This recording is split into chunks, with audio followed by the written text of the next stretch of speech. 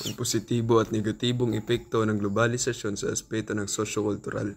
Ang mga positibong epekto nito ay mas nagiging bukas ang isipan ng tao dahil nakikilala natin ang iba't ibang kultura mula sa bansa. At dumadali ang palitan ng wika, sining at musika kaya mas marami tayong natututunan. At nagkakaroon ng mas mabilis na komunikasyon sa pamamagitan ng social media, internet, na nag-uugnay sa iba't ibang lahi. At mas magiging malikhain ng kabataan dahil may impluwensyahan ng ibang ideya at friends.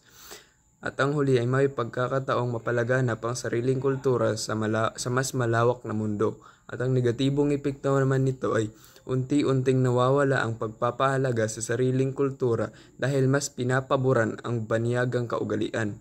At, at, at, at sobrang paggamit ng banyagang wika ay nakakaapekto sa paggamit ng sariling wika.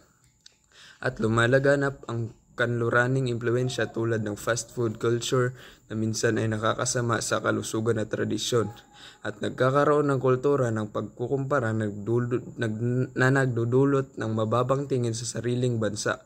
May mga kabataan na mas daw humaling sa modernong lifestyle at nakakalimutan ang traditional na gawin ng pamayanan.